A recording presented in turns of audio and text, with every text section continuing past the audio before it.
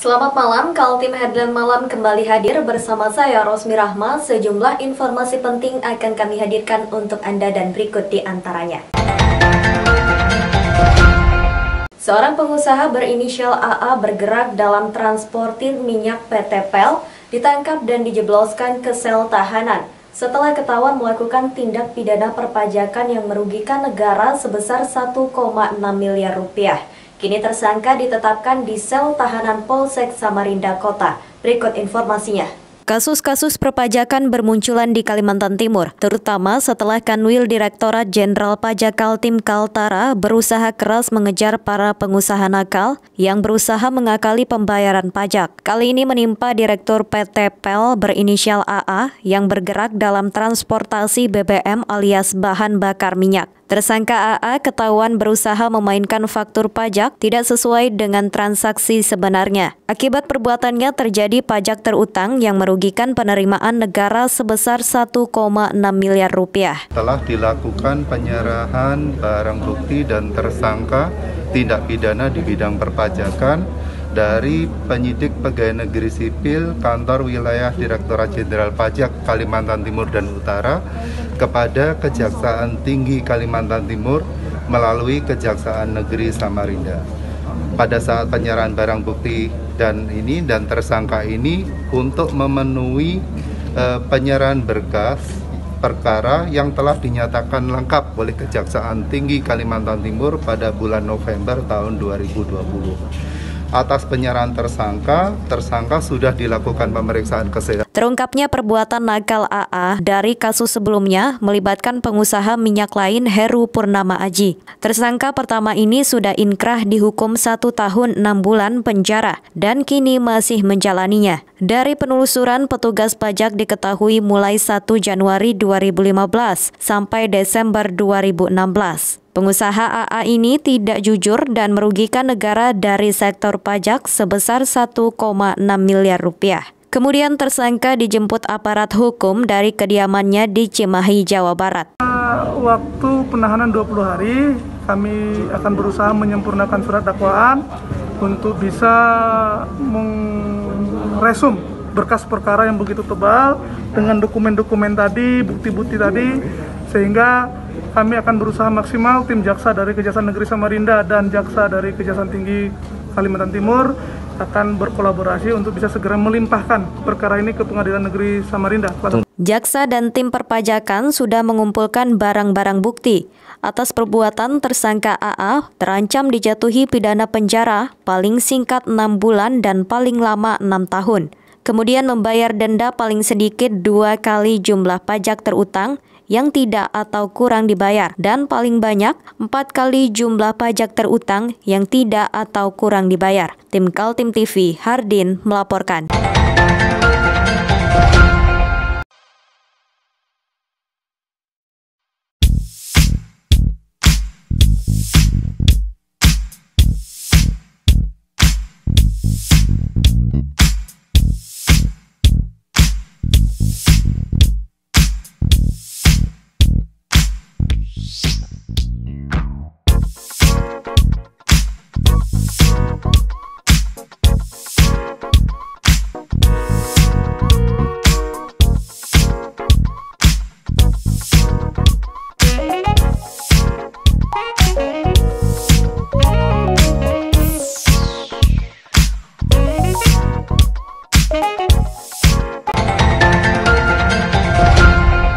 Atap gedung B DPRD Kaltim di Jalan Teuku Umar, Karangpaci, Samarinda akan direnovasi. Dana sebesar 13 miliar rupiah telah disiapkan untuk mengganti atap bangunan bersejarah yang menyerupai telabang atau perisai suku Dayak itu. Berikut informasinya. Warga Kalimantan Timur mungkin banyak bertanya-tanya apa makna dari atap gedung Parlemen DPRD Kaltim yang bertingkat-tingkat itu. Tak banyak juga yang tahu kalau atap gedung B yang digunakan untuk sidang paripurna tersebut lebih mirip dengan telabang atau perisai yang menjadi ornamen khas suku Dayak di Kaltim. Kini, atap gedung yang diresmikan oleh Mendagri Rudini 6 Januari 1993 atau 29 tahun silam itu akan direnovasi. Rencananya bulan April, proyek dengan anggaran 13 miliar itu sudah masuk tahap lelang. Ini, jadi renovasi, termasuk ini kan gedung pemerintah ya. Jadi rencana renovasinya nanti akan dilaksanakan oleh UPD yang menangani. UPD yang menangani itu adalah siapa? PU ya. Betul lah, paham ya, PU yang menangani. Saya dapat informasi dari Kepala Bidang Cipta Karya, kemungkinan April ini mulai lelang. Oh, lelang. Lelang ya. Atau sebelum April nggak tahu, tapi Mei sudah bisa dilaksanakan. Pembangunan ya Pak? Bukan pembangunan, rehabilitasi. Oh iya, rehab. Terutama untuk atap. Jadi atap ya, itu atapnya saja. Pak, itu menelan biaya berapa? Diperkirakan ya anggarannya? Perkiraannya kalau rencana sih detailnya nanti ada di PU. Pagunya yang ada sekarang aja ya. Yang ada sekarang kurang lebih 13 miliar. 13 miliar. Apakah untuk atap aja atau gimana? Atap dengan otomatis dengan konstruksinya. Kan ada konstruksi-konstruksi yang katakanlah ya ini kan sudah hampir 35 tahun lebih ya. Iya, betul. Ya kita tidak tahu tingkat keamanannya dan sebagainya. Nanti lebih detail langsung ke Dinas PU. Gedung B yang berada di Komplek DPRD Kaltim dibangun ketika Kaltim dipimpin oleh Gubernur Kaltim HM Ardans SH. Jabatan periode pertama pada tahun 1988 sampai 1993 dan jabatan kedua pada tahun 1993 sampai dengan 1998. Di gedung DPRD Kaltim inilah detik-detik menentukan terpilihnya kembali HM Ardans. Hanya berselang 3 bulan sejak gedung diresmikan, HM Ardans di gedung itu terpilih lagi melalui voting anggota DPRD Kaltim. HM Ardans memperoleh 36 suara dan calon lainnya Edi Suahedi 5 suara serta Yurnalis Ngayoh 4 suara. Tim Kaltim TV, Hardin melaporkan.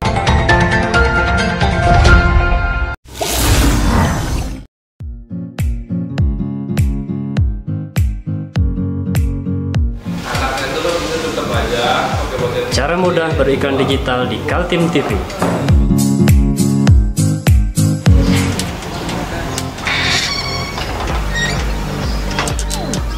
Yang pertama, jadilah sahabat Kaltim TV.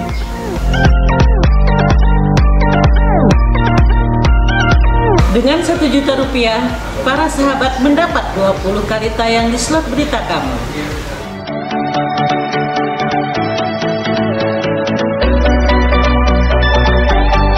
Dengan 20 detik dapat menjangkau 20.000 penonton. Anda beruntung karena mendapat kesempatan perdana dari kami. Ayo jadilah sahabat Kaltim TV.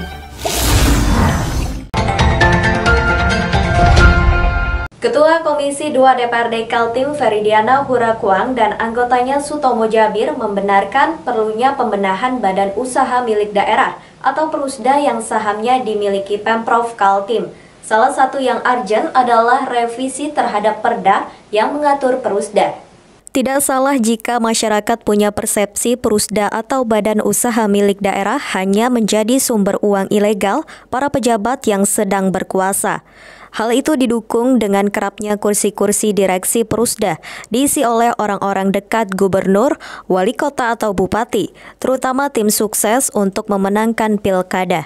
Anggapan minor itu menjadi salah satu alasan Komisi 2 DPRD Kaltim untuk melakukan perbaikan terhadap 8 Perusda yang dimiliki Pemprov Kaltim.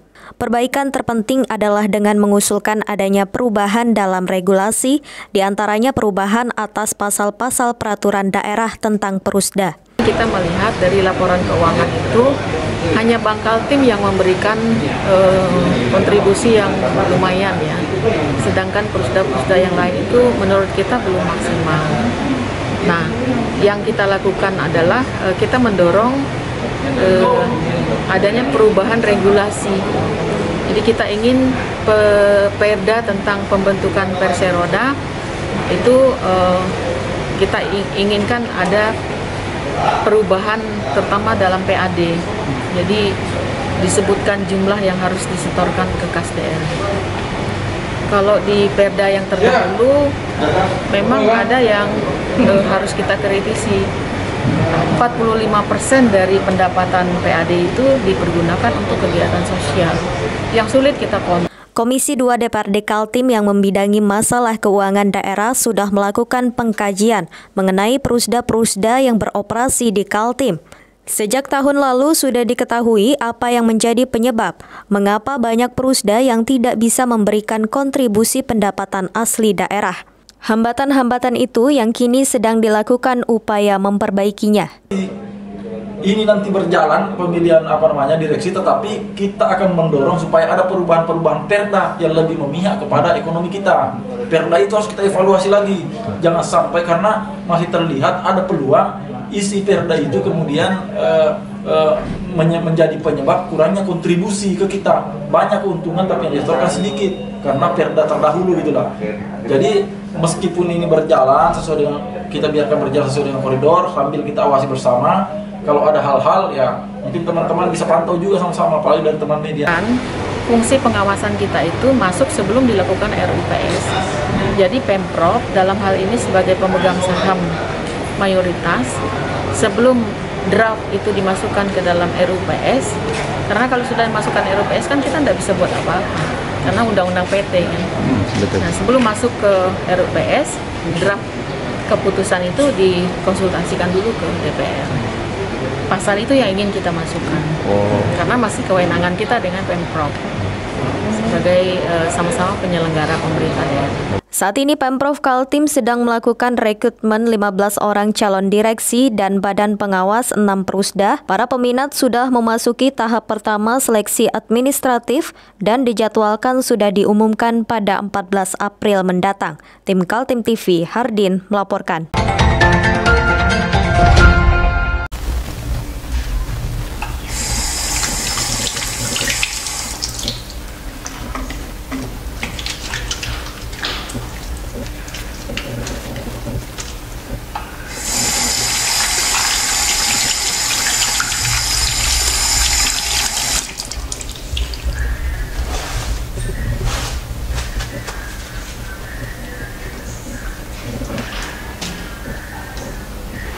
Meskipun di rumah saja, kita tetap selalu menjaga kesehatan, cuci tangan, menggunakan hand sanitizer. Ingat, mulailah dari diri sendiri. Kita beralih ke informasi selanjutnya. 2 pejabat pemerintahan hadir pada acara peresmian kantor Sekretariat Kerukunan Keluarga Sulawesi Selatan Kaltim. Mereka adalah Wakil Gubernur Hadi Mulyadi dan Wali Kota Samarinda Andi Harun. Kantor sekretariat itu berada di Jalan Sirat Salman, Ruko Grand Mahakam, Samarinda. Inilah sekretariat pertama organisasi KKSS atau Kerukunan Keluarga Sulawesi Selatan Kalimantan Timur di bawah kepemimpinan yang baru, Alimuddin Latif. Sejumlah pengurus BPW KKSS Kaltim hadir dalam acara peresmian sekretariat itu, termasuk sejumlah pejabat pemerintahan, Wakil Gubernur Kaltim Hadi Mulyadi dan Wali Kota Samarinda Andi Harun. Harapan saya sebagai Wakil Gubernur, sebagai masyarakat Kalimantan Timur, semoga KKSS Kaltim benar-benar menjadi pemersatu bagi pembangunan di Kalimantan Timur dan Indonesia. Pak, seberapa penting sih paguyuban ini untuk perkembangan Kaltim, Pak? Seluruh paguyuban penting, karena dengan paguyuban itu ada rasa kebersamaan, ada rasa kebersatuan, sehingga mereka bisa saling membantu, saling mengisi di antara bersama mereka. Biasanya kalau orang sesama asal daerah itu ada hubungan emosional yang erat. Cuman ingat, jangan itu kemudian menjadi alat pemecah belah. Justru dia harus menjadi alat pemersatu. Ya, saya berharap seluruh pengurus melaksanakan amanat Nuswil dengan sebaik-baiknya dan terutama melakukan pembinaan terhadap warga KKSS agar terus berkontribusi. Sekretariat ini terbilang kecil ya. Kita lebih ada sekitar 40 paguyuban kelompok kerukunan keluarga di dalam KKSS yang berhimpun. Tentu untuk ukuran sekretariat ini sebesar, tapi karena kita 40 tentu akan terasa kecil. Yang kedua, sekretariat KKSS itu sedapat mungkin tidak berbentuk ruko. dia ada mengembangkan seni budaya, sehingga di sana muncul pelatihan pesan, pelatihan karakter untuk bersama-sama dengan etnis lain, semua elemen masyarakat membangun Kalimantan Timur. Alimuddin Latif terpilih secara aklamasi dalam musyawarah wilayah KKSS Kaltim ke-8 yang berlangsung 5 Maret lalu. Organisasi itu adalah rumah besar bagi paguyuban etnis di seluruh provinsi Sulawesi Selatan. Dengan jumlah anggota 40 etnis, dengan populasi ratusan ribu jiwa di Kalimantan Timur, organisasi ini memberi pengaruh dalam dinamika sosial politik di daerah ini. Ini bagian dari komitmen saya dan teman-teman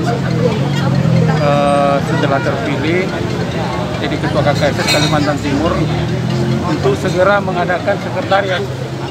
Karena selama ini Badan Pengurus Wilayah Kalimantan Timur KKSS Kalimantan Timur itu sekretariatnya nggak ada.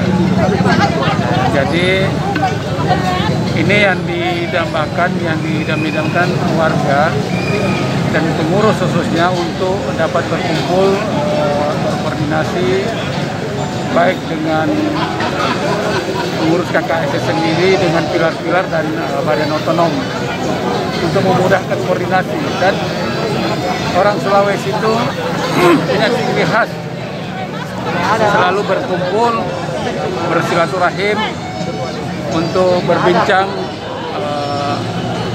banyak hal. Ya mudah-mudahan ini bisa jadi tempat sementara untuk berkumpul pengurus dan warga KKSS khususnya di sekretariat ini, karena insya Allah kami mohon doa kepada kita semua. Mudah-mudahan dalam waktu 2 tahun Gedung Budaya Badan Pengurus Wilayah Kerukunan Keluarga Sulawesi Selatan insya Allah sudah bisa terwujud. Ya. Tim Kaltim TV, Hardin melaporkan.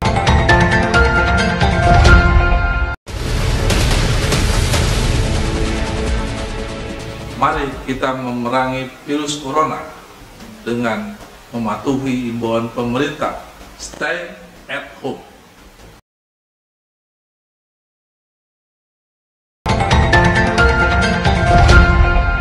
Jembatan Dondang Muara Jawa Kutai Kartanegara 2 kali ditabrak ponton.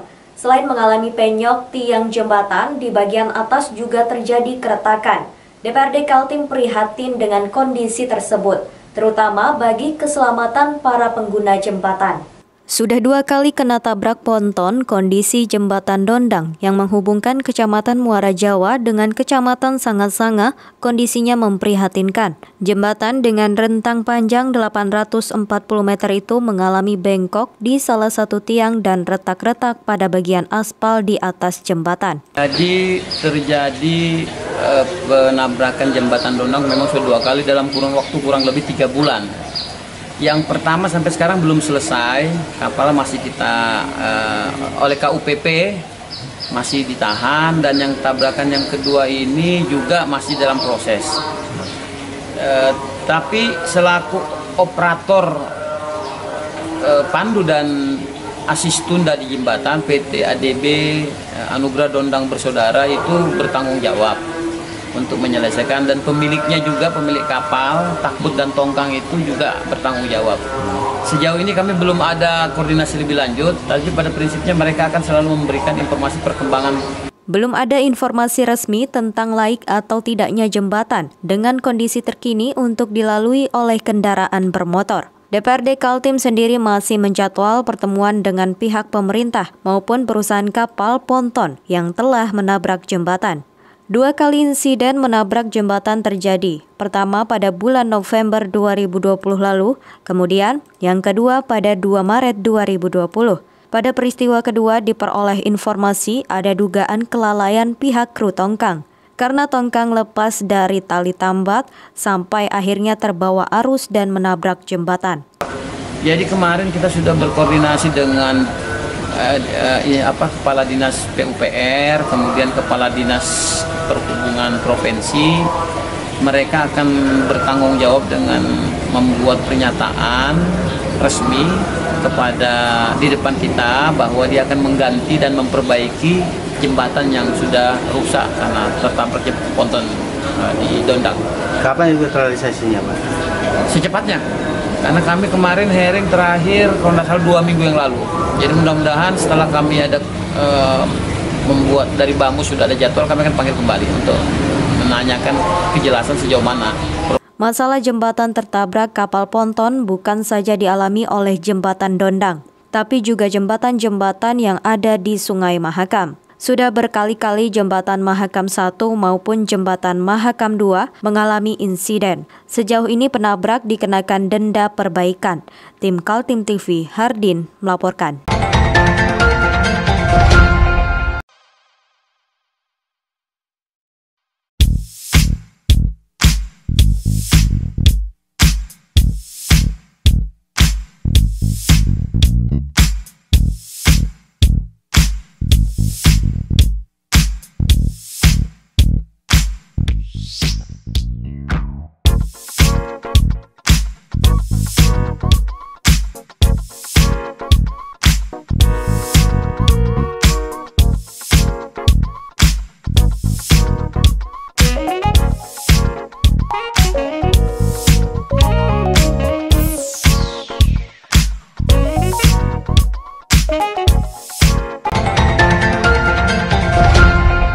Demikian Kaltim Headline Malam edisi kali ini. Informasi lainnya dapat Anda simak melalui situs website kami www.kaltim.tv, channel YouTube dan fanpage Facebook Kaltim TV. Jangan lupa untuk selalu patuhi protokol kesehatan. Saya Rosmi Rahma bersama kerabat kerja yang bertugas pamit undur diri. Selamat malam dan sampai jumpa.